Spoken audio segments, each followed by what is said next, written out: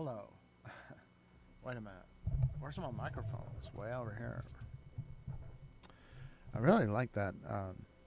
The boom and everything.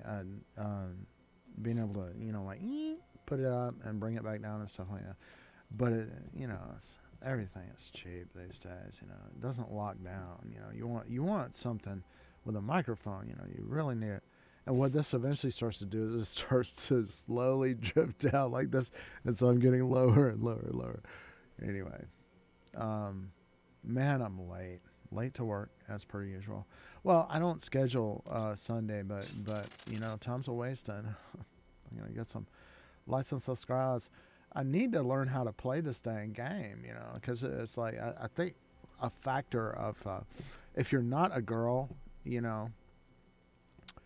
and you're just like a dude or whatever like that, and you want to have a successful stream, I think you need to be kind of entertaining. And if you just get weaponized and nuclearized and destroyed all the time, I guess that would get old. But anyway, I moved up a bracket. There's a guy. I love the guy. Some people, it's like they're so imaginative. They name their their player after some word from the voice, Ninja Master, or they name their character. One guy named himself Bracket. He moved up a bracket, and so now whenever I see Bracket, I'm thinking, I'm helping him, right? I moved up a bracket. There goes a bracket. I must have moved him up. And when you see somebody that I was making a joke about being imaginative or unimaginative or whatever like that. It's like when you see somebody changes their name, or they makes their character name to be Ninja Master. It seems kind of unimaginative. It's like I can't think of a name, but somebody called me that when I was playing the game, so I'll just go by that, right. But then to choose, the voice never says bracket, right? You moved up a bracket, right? That it's just like, get out of my way, And so somebody is named Get Out, and I guess they got it because the game said, "Get out of my way," and they're like, "Oh, Get Out, that would be a good name." Whatever like that. Sort of can't come up with anything, so I'll just take whatever is lying by the side of the road here for my name. But the thing I'm trying to say is like I like when I first saw the guy, his name was Bracket. I was like, there's another one of these guys that can't think of a name, so he named himself after something the game said to him. Well, the game doesn't actually say that to you, right? It tells you, like it just told me that I moved up a bracket, and so when I thought back on it, I was like, poor Bracket. I thought he had an unimaginative name, but now when I think about it, it's like, oh, that's what they were telling me. I moved up there goes Bracket. I must have moved him up. I wonder if he was the bracket that I moved up. Moved up a bracket, right? Get it? Anyway, I love stuff like that. There's a video about Don Van Vliet, who was Captain Beefheart, the leader of a very avant-garde blues band, or weird Dada-esque music band, and he got so ripped off by his evil music industry contract people or whatever, that he basically had even trouble to even play any of his own music after years of hard work or whatever. That they basically took it all away from him. And he was like, well, I like painting, and so he started painting, and he became a abstract painter. And he was like, this is what I'm going to do. I'm not going to do music. Well, I don't think at the outset, in my understanding of it, he didn't decide immediately to quit doing music. That he kept doing music, and then he was trying to sell the paintings, and his art agent was like, as long as you're still doing this Captain Beefheart and his Magic Man thing, you'll always be, the rock band guy that paints. You'll never be a painter, really, the way the art world is, right? That's sort of the way I receive the story. And so he decides, like, well, if that's the case, I'm tired of this ridiculousness anyway. Zappa tried to help him get back on and get going, and Zappa was frustrated with him and thinking he was dumb to let himself get screwed so bad. But it's just the way I keep in touch with the world is very gingerly, because the world touches too hard. And but what I'm trying to say is this: the noticing language and the nuances of meaning and everything. So he's very good at that. So they were making a documentary about him. I think a Dutch guy or something was like, I love this guy's writing, his poetry, his art so much. I'm going to find him in the desert and make a documentary about him and ask him some interview questions and maybe interview him with some big muckety mucks or something. So he actually has David Lynch, who's a fan also of Don Van Vliet. He has David Lynch come on during the documentary to ask him a question, and it's like, hey, Don, how you doing? I'm doing good, baby. How you doing? And David Lynch is like, I just wanted to hear what you had to say about the sun in the desert and the heat of the sun. And Don was like, I'm glad it didn't stroke me. Ba-dum-bum. Right. Anyway, you had to have been there. But I should get my ass in gear and start getting into some Japanese robot mayhem combat. All right.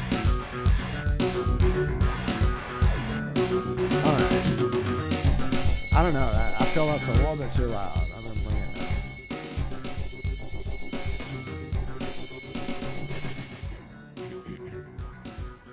Okay, am I in the right mood for this? The only way I can tell is, let me look at the battle. Do I have deathmatch? I got 2 deathmatch tickets. How do you get more deathmatch tickets, especially during free for all? You need lots because you got all the squad dropping episodes. It's a stupid waste of time. It'd be cool if they could fix that. I don't know if they can. Maybe a big change,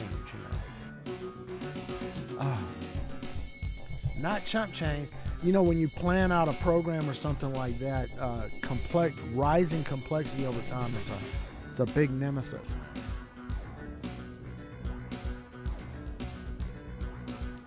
I heard every day. I was working with Linden Lab, and they have Second Life in Block's World, and they had Sansar, it sank or whatever. And they didn't really have I would not say leadership that knows anything about game development. They knew that they got leadership, like the boss in my office, he knows a lot about DVDs and car stereos and stuff. Not anything much about game development, but he liked to play Second Life and be a little naked teenager tied up on a railroad track, and he got really popular doing that. So he said that he was a big Photoshop artist, but I actually never saw him do it whatsoever. It seemed like he was just trying to get a date. But I don't know. But as a technical support agent person or whatever, dang it, what was that? For Linden Lab, these programmers would be working with the product all the time. I'm not my dang. See, I can't fire, and my EMP didn't work right. Okay, let me just go out here and see. So what's not working is my mouse. It seems like my mouse was just working a minute ago. Hold on. Okay, yeah. Let's see. My mouse is locked up. My dang 1 deathmatch ticket and okay, right up to now my mouse was working, and then I came into this application and it's not.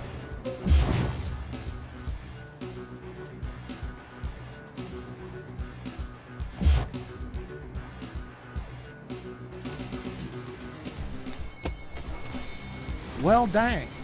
How could that be? I've been using my computer all morning. I just used it to turn on the music. What's going on with this?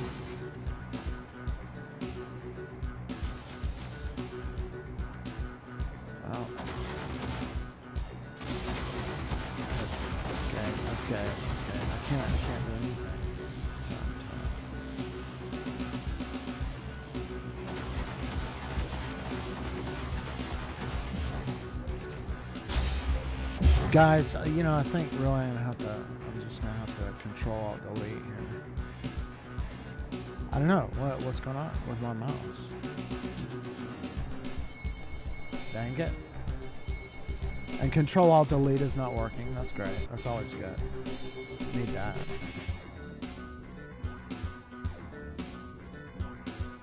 Okay, yeah, my mouse is not working. Inside, outside, upside down. So.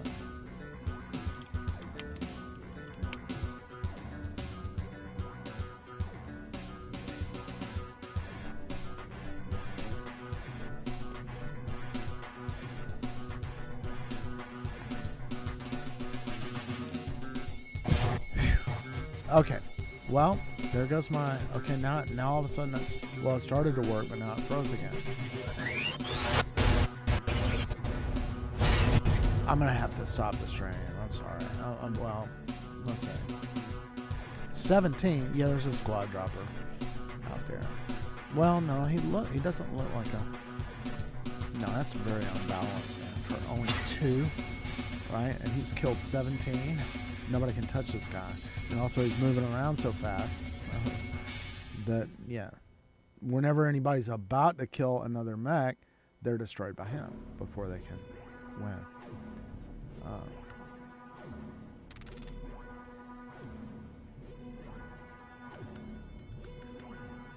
I think really maybe I need to restart my computer, sadly.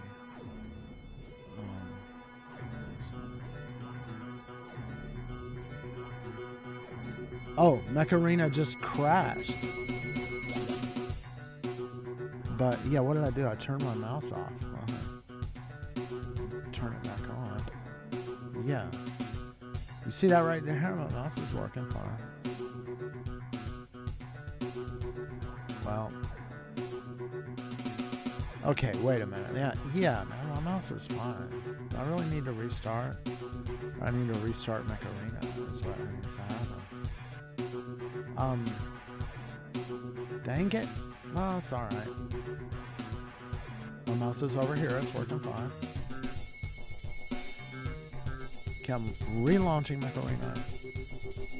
Look at this. My XP virtual machine is telling me to run updates. I don't want to update it. It's working fine. You're going to break it. That's what you're going to do. My goodness. Okay, here we come.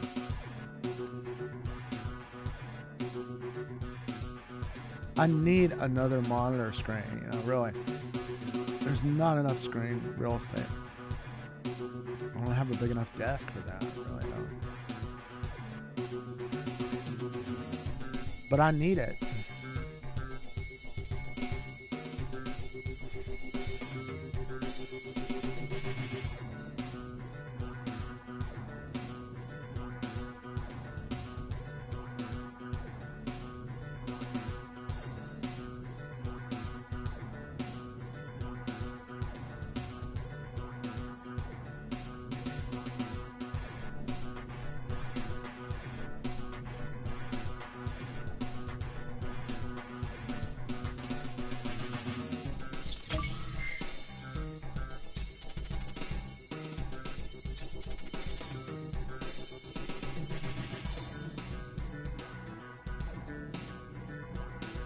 Alright, the mouse seems to sort of be working.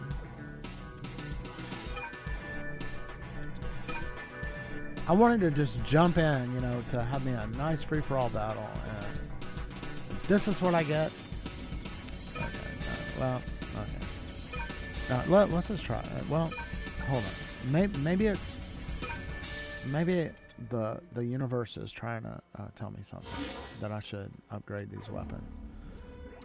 Long arm 10. 1-4. I can upgrade that again. 10,000 damage per. Okay, now. Yeah, I'm going to the dark side of the robot combat force. 94. So yeah, I would like criticism on this, but I don't know. I sort of I like this configuration because I can work with it. Dang it, I lost my dang. Lost one of my dang free-for-all deathmatch tickets. I hope it doesn't do this to me again.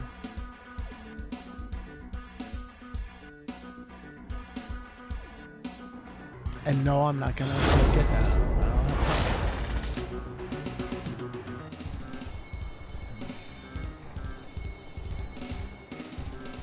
Shouldn't this, you know, we got kids out here. Shouldn't this put a shirt on or something?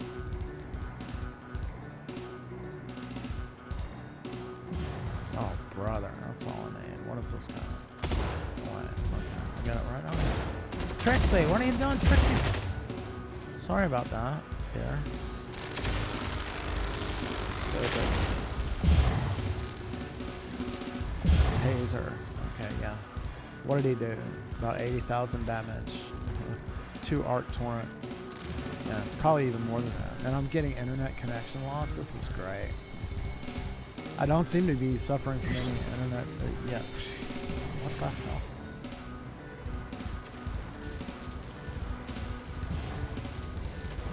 Okay, let's see. I might as well. Okay, now my mouse is not working again.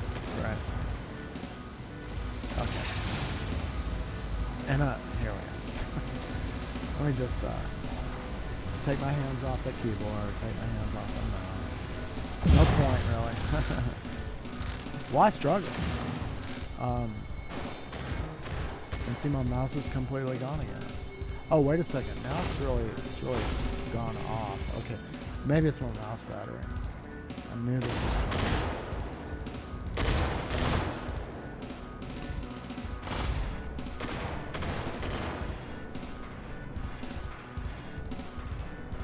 Well, there goes my deathmatch tickets. And, oh, now it's back on again.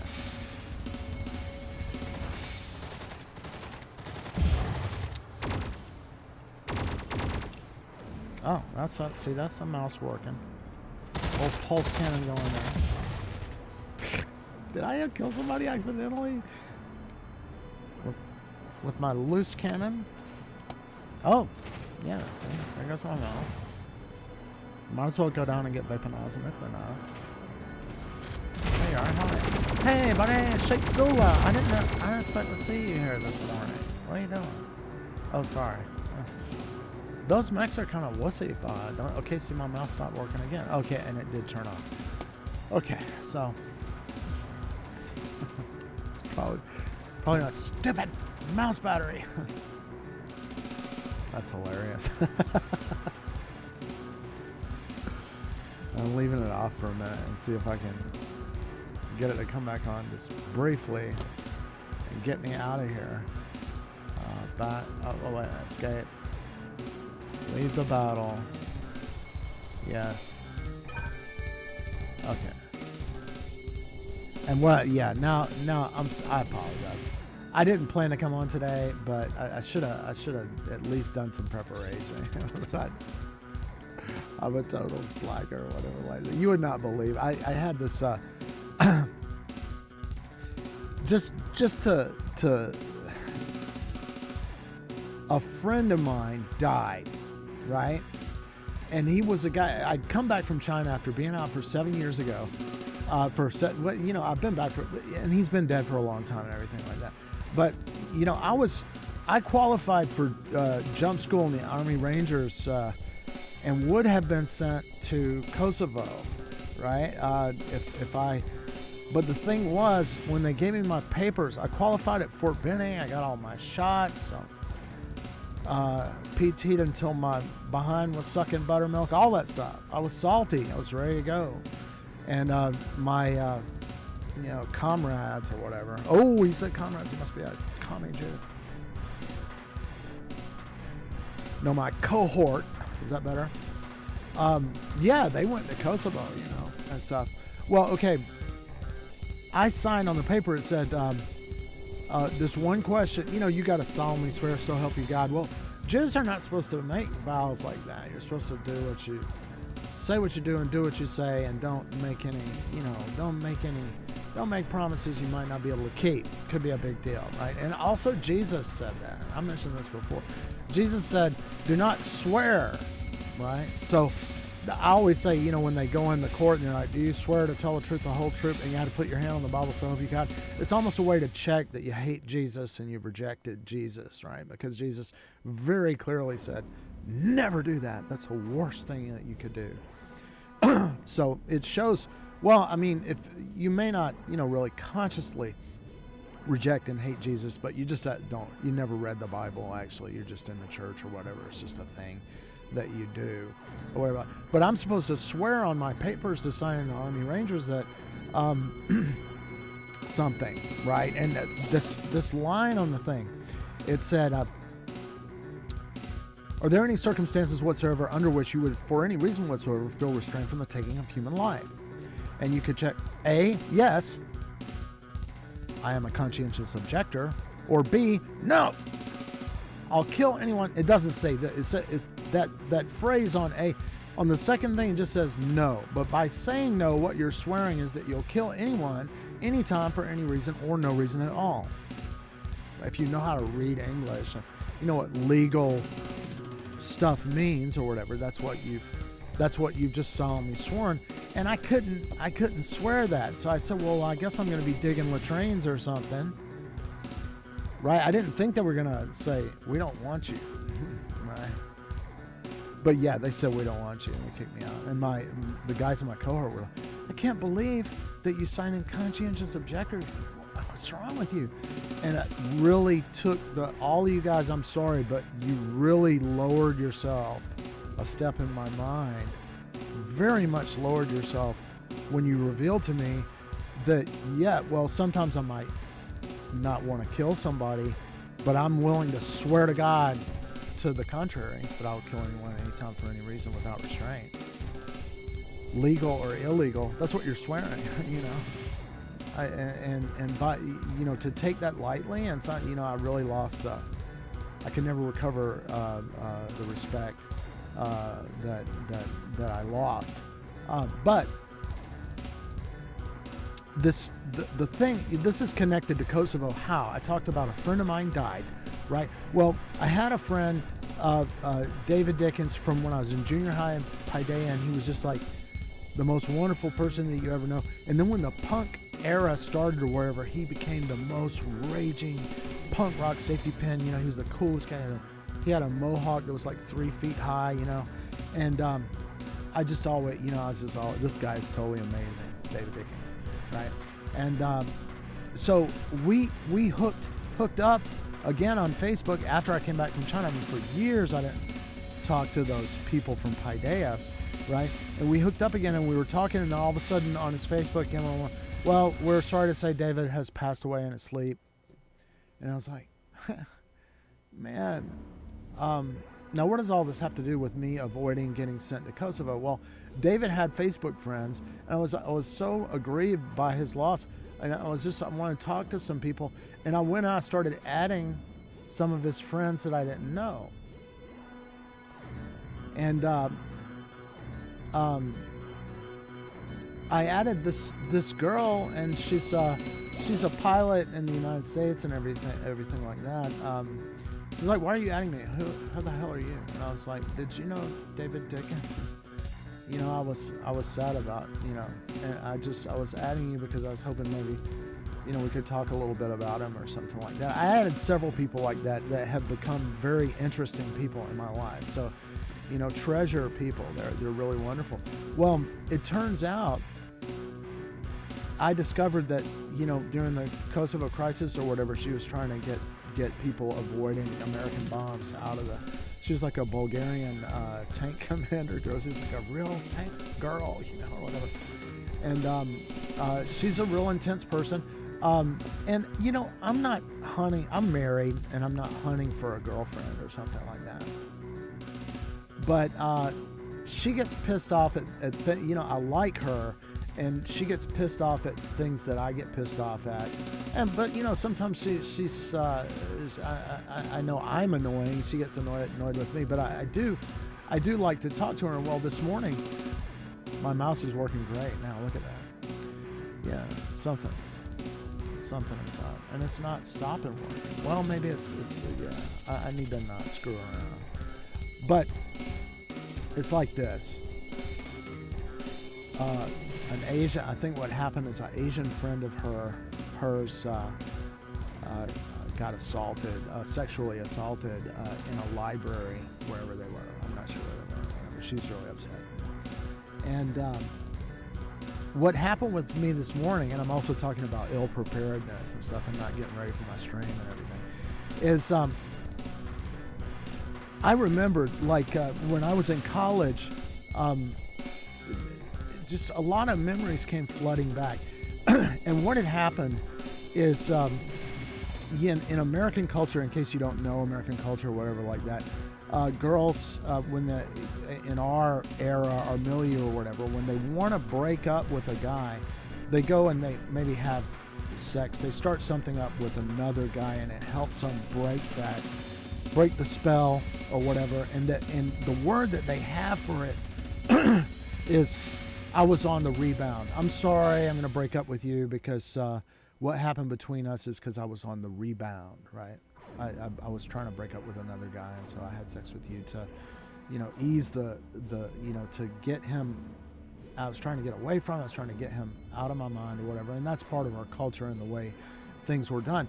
And I was not prepared for that when I was really young, and I was trying to be really, really good and loyal and serious. My mother really wanted me to, if I ever got physically involved with a girl, to stay with that girl for the rest of her life and marry her and all this stuff. And she really placed a lot of emphasis on that. So I was unprepared for the phenomena of girls that are just having flings and stuff. And I went through a lot of that. And be warned, I'd like people that hear my stream, be careful about those things and don't let it happen to you. It's sad. But this whole thing of being sexually assaulted in the library, it brought back some very painful memories for me. And what happened was this. I had sort of developed an aversion for local girls. And, I almost dated a Haitian girl, a black girl, but her mother would not. Haitians are like, you got to get married. There's no shacking up or dating and stuff like that. You got to get married, right? And her mom was highly educated and an attorney and everything, and knew enough about Haitian history that she was like, my daughter will marry a white person over my dead body. So our relationship, did not go on. And when her mother disapproved, I put it down. But I was not interested in the typical Atlanta white girl or whatever. I'd just been burnt too many times, right? So, this Korean girl started hanging out with me because I was popular. I was really good at math, and I helped her some with math and stuff like that. And it was a trend for Korean girls. Korean girls were kind of expected to still get married, but in their struggle with modernity, the standard was being raised. Korean girls would talk about this. Well, now we need to get a professional degree or something like that. But still, we're expected once we marry, then that will make us eligible to marry a professional Korean. But then we're still expected to go home and be a housewife. Yes, so it's not actually a level up. And I thought this girl was so beautiful. I'm sorry, I'm just chatting, but my Macarena is broken. But she had high cheekbones, right? And in Chinese, we say 伟大的脸蛋, right? Which is, it means beautiful cheekbones, right? But not really. Because 伟大actually more typically means gigantic, gargantuan, or huge, mighty, or something like that. 伟大, right? Right, so 伟大 and 脸蛋, it doesn't actually literally translate as cheekbones. It means face eggs. 脸 is your face and 蛋 is an egg, right? It means you have these big bulbous cheekbones, which to Westerners, well, at least to me, I thought she was breathtakingly beautiful Korean girl. And we just had fun together and hung out. We did all these things and stuff like that. But, as I had said, I had been through some tough breakups, and I was hesitant to to make a move with this girl, because it's a turning point, you know. Because, well, I mean, here's my way. Typically, I would not go through a lot of can I have a date kind of stuff. It's too creepy, you know. I'm just like, look, let's just hang out, you know. No, nothing, you know. Let's just hang out. We get along for a while, and we're together for a long time. And at some point, I'll just lean over and kiss you on the mouth, and then you will tell me, you'll either kiss me back or you'll be like, no, that scares me, right? And I'll say, I'm so sorry. And then that will be that. Either a relationship will start or it won't, right? Anyway, I'm in the building, in the way I remember it, and there's a little bit of time confusion about where I was in employment or whatever. It seems like I was still working, and I had to still be working in the math lab. I'm trying to be putting it back together. But I know what it was. I was a student assistant in micro computer repair. But anyway, what happened was this. Is she came running up the hallway into the Classroom South building, and she was in tears. She was crying so hard. And usually a Korean, they don't do that. And I was like in shock. And I was like, hey, you know, calm down. It's okay. And she's like, oh, it's not okay. And she was, her backpack was spilling out and stuff. I was like, let me help you. Look, come on, calm down. We'll talk about it. You know, we'll talk about it. Everything's going to be okay. So we sit down, and she said the police came and they thought I was stealing, and I was like, well, you know, slow down. What happened? And she said, she calmed down a little bit. I mean, she's really crying, right? Tears are coming down her face and stuff. And I just feel awful. I'm over empathic, right? So when I see a real profound outward expression of emotion, I'm really feeling a lot of pain too, right? And here's this beautiful girl by my side, you know, my buddy, my pal, my friend, and everything like that. And you know, we weren't an item yet, but we were kind of an item. We were really hanging out a lot together and going around together all over campus and doing things together all the time. And so she said, this is the cliffhanger part. You're like, what happened? Why did the police try to grab her? Why did the police think that she was stealing? You know, because she's clearly, you know, really humiliated that she was accused of, you know, well, she told me she was on the bridge it's like the third floor. There's a bridge between the Library and South and Library and North building at Georgia State University over Decatur Street. It's been decades since this happened, so it's, you know, I'm not doxing anybody, I don't think. But she was like, I was on the bridge and I was studying and I thought I would fall asleep, and a man had his pants down by my table, and she started to, you know, put her hand down, and then she was just like, oh, she put her hand on her face. You know, it's clear a guy had walked up to her table and thought she was so hot that, believe it or not, he dropped trowel and started abusing himself right in front of her. And so what did she do? She screamed, and there's nobody on the floor, right? You know, and so she grabs her books as fast as she can, and she runs for the stairwell. I guess, you know, she's afraid to get on the elevator with a pervert. You know, what if he got in the elevator and, you know, they were trapped together or something like that? And she ran to the turnstile to the security gate. She forgot that she had a book that had not been checked out. And so the gate is like, ka-chung, and the turnstile locks, and she said, I almost fell, you know, all my bag flew, and all my stuff flew out, and I hit my stomach, and, you know, the turnstile locked, and she almost fell over the turnstile, and the moron, you know, the guy grabs the bat phone, you know, thief in the library, you know, somebody's trying to rush out and steal books or whatever. Alarm, and all these cops come rushing in. It's just like, there was a man. I just ran because there was a naked man, a man with his pants down, you know. I didn't know what to say. I was like,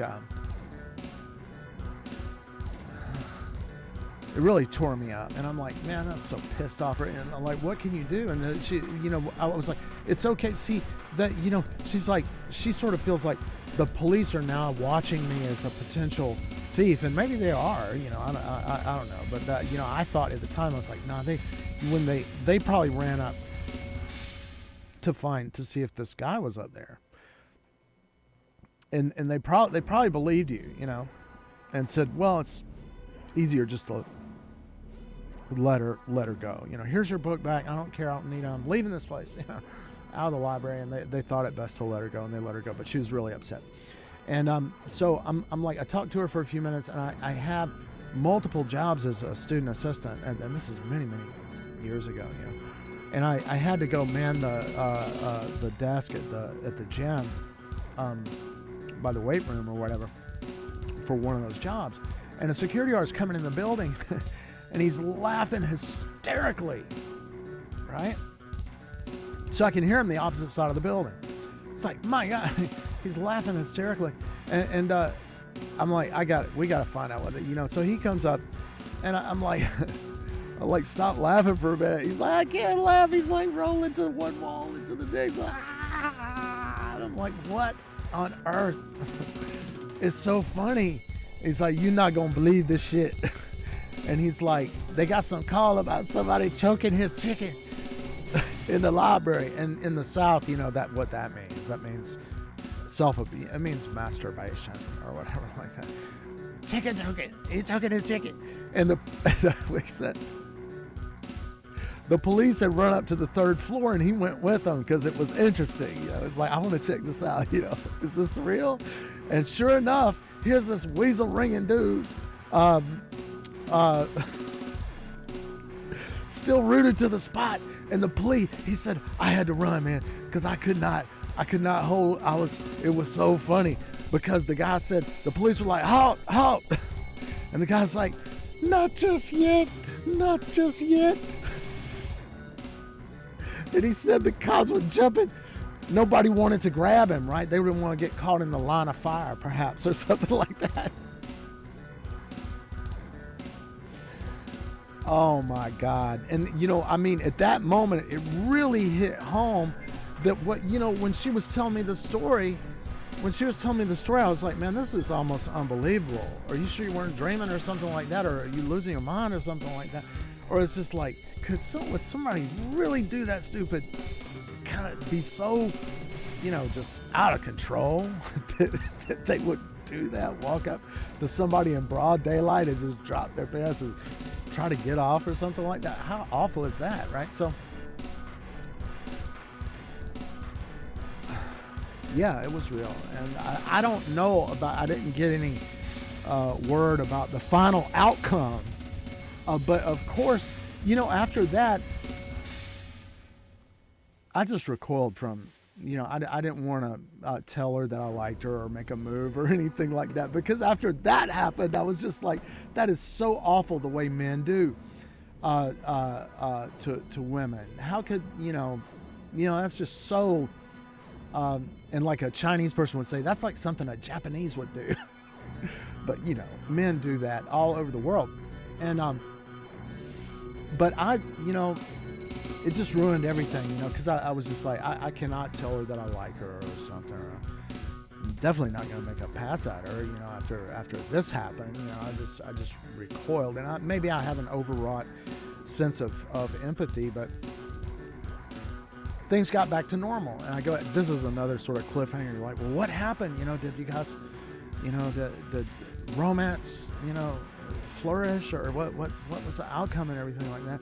And I was like, I knew Koreans were not chasing her because by Korean standards, she has the cheekbone. She's like considered ugly by Koreans, and nobody was really paying attention to her because by their standards, she's not interesting or whatever. So she hung out with me for, it was like a year shot by, and we just went places.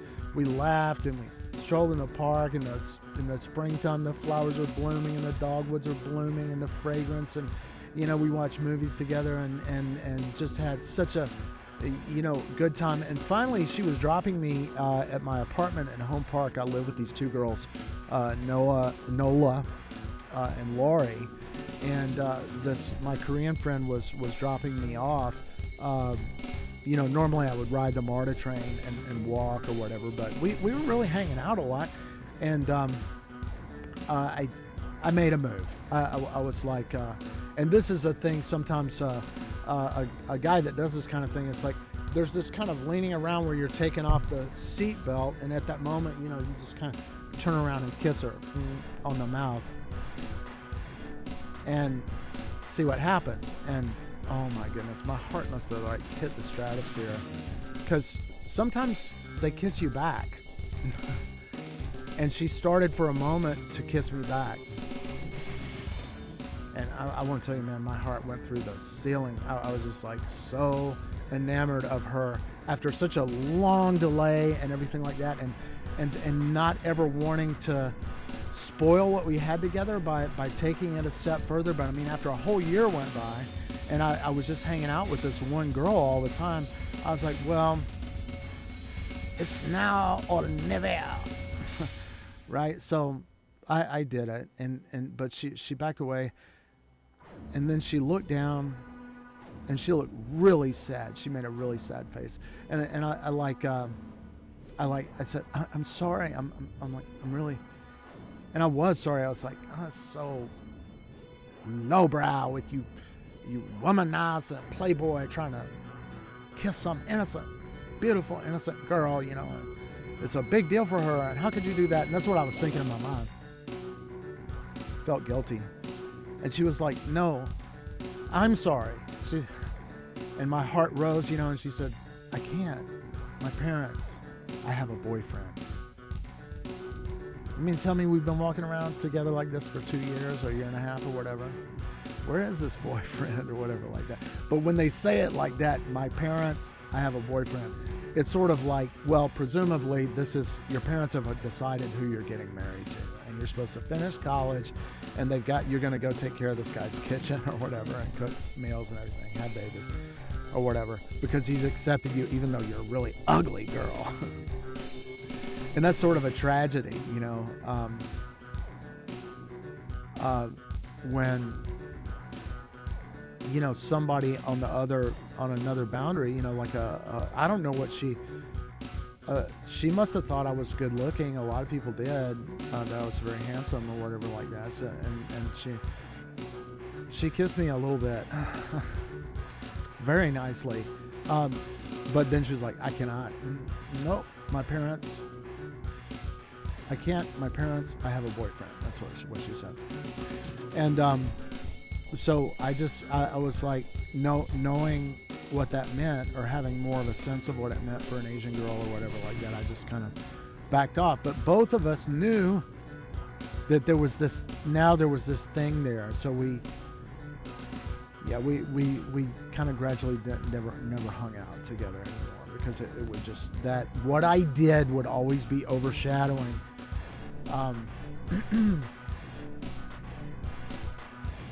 us, and that's, to me, it's a tragedy. So, it's like, how sacred and wonderful would it have been if I never had done that? We might still be in touch with friends today, but because I did that, it was like, I know and something happened, and it can't happen. It's not allowed. So we still see each other in dreams, right? And I thought about that. In dreams, we do so many things. We set aside the rules we know and fly above the world, so high in great and shining rings. If only we could always live in dreams. Yeah, that's a song that was written by Roy Orbison, who also had kind of a tragic love life. But why am I saying all this? Well, I know that I need to practice Macarena, because I'm trying to be a better player and stuff like that. I need to practice every day. I need to get on. But I didn't plan to get on today. And this thing happened this morning where my friend, the tank commander, Bulgarian tank commander, who's now a pilot in the United States or whatever, who's my friend through David Dickens, who gets mad at things that I get mad at, who I like, but I don't have a thing for. A friend of hers, an Asian friend of hers, was sexually assaulted in the library. And that really erupted for me. It reminded me of that bizarre incident decades ago that I experienced of a sexual assault in the library. Usually when I was sexually assaulted in the library, it was the girl that was assaulting me. Kid you not. That's the thing about bad breakups for when you're very young. A person like me, if somebody tries to just use you or exploit you, you get where you kind of you back away from girls, and then girls chase you, right? If you can sincerely, and you know, I like to say this periodically for guys that I know a bunch of guys that could never get a girlfriend, and I'm like, I never had a problem. I had problems with too many wanting to. I never had multiple girlfriends at the same time, but I had multiple situations where someone was coming on so strong that it was going to be multiple girlfriends if I didn't get rid of one of them, right? But the different thing about that is, it's not particularly that I'm awesome or anything like that. It's because they have a different kind of sense of you. If you're like jonesing for them, they run away. If you're sincerely running away from them, they come towards you. That's just, and it reminds me of Robert Sapolsky's. He's like one of the foremost biologists in the world on human biological behavior and so on. And it came around in his class. He said it so well, and I think he mentioned that he was not the originator of what he said, but he said, well, you know, we're to this thing of what comes first, the chicken or the egg. And he was like, guys, of course the egg comes first. But we can see that so clearly now at this point in the course. You could see, yeah, the simpler organism always comes first. And then what he said after that was incredible. He was like, the chicken is the egg's way of producing another egg.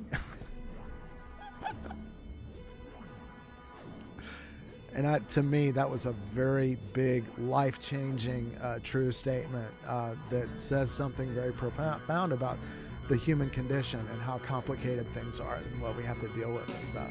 And I talk about these things as part of, you know, sometimes when things don't work out the way I want to, and I'm going to try to get off and get my computer fixed and get back on and do my stint of Mech Arena battles and stuff like that. But my stream is about being happy and having a good life. And one of the things is, like, this morning I cried for that girl that could never happen. You know, it was like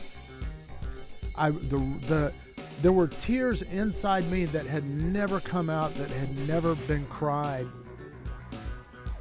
of losing her, and for all of my life wondering what might have been. One of the things about being happy is being human, and sometimes it's, you know, don't dream of, you know, I want to teach people, if I can, do anything I can, leave something behind to teach people I've been a happier person, and I am happy. A lot of trouble comes my way, and things don't go right, and, you know, and I'm dealing with stuff, you know, but so is everybody and everything. You know, at some point, I have to look around me and look at how many of my friends are dead. Harry Collier's dead. Dodrick Moore is dead. Dodrick Moore's son is dead. I think Frankie Ross I know is dead. Stanley is dead. All these kids that I grew up with, you know, they're dead, right? And David Gordon and Mark Mantell. I said Harry Collier, Paul Crank. And the list goes on and on. And Kate Marble, she's dead, right? And some people, they might as well be dead. They're so far lost to me and communication and everything. I can never find them again. And I suffer from these losses, and yet I'm still happy. That's part of, I'm generally a very happy person. And part of being happy is, realizing that you're human and that you can't always be happy. And sometimes there's going to be really sad things, and they'll always be sad. So like the thing that happened is, first of all, I've known my friend, the tank commander, long enough to know that she's upset about and angry about what happened to her Asian friend in the library who was assaulted. I don't know, I've known her long enough to know that, and I feel it palpably, right? And that's never gonna go away, right? But it so happened that it triggered a flood of memory of somebody that I did, held very dear, who was also sexually assaulted. In a, she was not touched by the guy, but, that's an assault, to come abuse yourself in front of a poor foreign girl, an Asian girl. She doesn't know where she is, and all, she's just terrified. And then that, because of what you did, she ended up, the police are called to, she's trying to steal a book because she's like trying to flee and run away from you. Stop doing stuff like that. That's not going to make you happy, right? And the guy that did that thing, he's probably got in jail, indecent exposure or something like that. He probably spent the night in jail or whatever. Man, get a grip on yourself. If you got something going on like that, take it in privacy and keep it, away from innocent people, man. Lord. Anyway, I try to make the stream at least a little bit interesting, and I'm sorry that I'm not going to risk now my mouse is working fine, but I'm going to go shut down my computer and try to get my life in order and start to